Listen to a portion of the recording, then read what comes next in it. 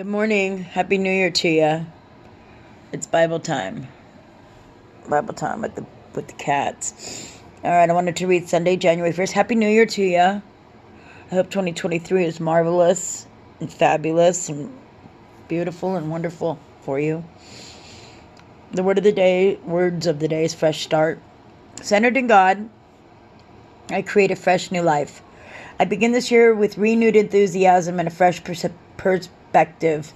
I feel vibrantly alive as I realize that all the love, wisdom, energy, and strength of God are mine to express in my life right now. Grateful for the lessons of my life experience, I release past disappointments with a forgiving heart. I find harmony in my relationships as I look beyond differences and focus on the divine life and love that unite all people. I go about my work seeking to serve others with a humble heart. I find ways to develop and evolve my skills and nurture my talents, allowing me to continue to grow and learn. This year I will thrive in all areas of life. I feel God's presence everywhere I go and in everything I do. And the one who is seated on the throne, see, I am making all things new. Revelation 21:5. I want to tell you, this is my new book. It's Daily Word. I've been reading it for years. I want to say over 20 years. But I like the stories, and this one's definitely good. So I want to read it. Finding Joy in Giving by Louisa Rogers. Here we go. It's kind of long, a couple minutes, but I'm going to read it quick. It's awesome. Years ago, I was someone who, when visiting friends or family members, wouldn't bring a gift, offered to take my host out for a meal, chip in for groceries, or even help with the dishes. I didn't know it then, but I had a poverty consciousness, never believing I had enough energy, time, or money to share. That started to change one day at a cafe I visited regularly. As I was leaving, a newspaper rolled up in my hand. One of the baristas stopped me. "We don't want you to come back here," he said. "You're not welcome." "Why not?" I asked, baffled. "That's our New York Times you're walking off with," he said. I explained that the newspaper belonged to another customer who offered it to me after he finished with it. The barista said he didn't believe me. Besides, he pointed out I never ordered anything. I felt awful. It was painful and embarrassing to be told not to return, but I had to admit he had a point. I never ordered anything. I rationalized my stance. The price of tea was outrageous, so I'd ask for a mug of hot water and bring in my own tea bag. I didn't stop there. Rather than buy a pastry, I'd take a few scone pieces that the cafe would put under the counter for sampling. I even go back to sneak a few more, hoping I wouldn't be noticed. "You're a scrounger," I said to myself as I thought more. I realized I thought I was somehow exceptional, that I didn't have to play by society's rules. But now that I was denied admission, I felt like an outsider and I longed to be included.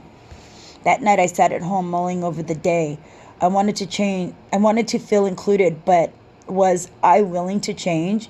My habits felt so deep-seated, I wasn't sure I could. A friend called a few minutes later to invite me to join her at the Unity Church. I had never heard of it, but I decided to give it a try. This was the first time I would hear the words prosperity consciousness. "We can only have what we are willing to give away," the minister said during the service. This confused me. That idea went against the way I'd been living. When the donation basket came around, I passed it on to the next person thinking, why should I give any money? Still, I was intrigued by the messages and I kept attending. At another service, the minister encouraged us to give willingly, cheerfully, joyfully, lovingly. He said if he was not feeling positive about writing a check, he would wait until he did. Next time I sat down to write a check, I made sure I was in a positive mood and I wrote thank you on it, feeling an unfamiliar lightness as I did. I learned about giving, not just money, but also talent and time. The church asked for volunteers to help at a local Habitat for Humanity project. I signed up. I felt awkward at first, but I started having fun helping build a house. At the end of the day, tears came to my eyes when the mom of the family who would live there thanked us for our work. I was moved by her reaction, but also because I had been part of the team that made it happen. Months later, I returned to the cafe, relieved not to see the barista who had banished me. After ordering a coffee, I skipped the newspaper in favor of writing in my journal. I bought coffee. It's okay for me to sit here. I'm legit. I belong. I felt so good that before leaving, I put a tip in the jar, and that week I donated at church for the first time. My introduction to prosperity teachings was more than 20 years ago, but little by little they have changed me. A recent experience showed me how much. As I washed my hands in an airport restroom, I saw a uniformed custodian at work and had a sudden impulse to tip her. I hesitated, wondering if she might be offended by the gesture. I decided to ask her directly rather than thrust money into her hand. I really appreciate the work you do, I said. Would it be okay if I give you a tip? Yes, thank you. Yes, thank you, she said. I opened my wallet and started to give her a dollar bill, but what use is one little dollar, I thought. Okay, 5. Then my fingers had another idea. Out came a 10. When I handed it to her, she smiled broadly. I went on my way to the gate with a spring in my step, murmuring willingly, cheerfully, joyfully, lovingly. Giving is my practice, my growing edge, and I'm not sure I'll ever be effortlessly generous.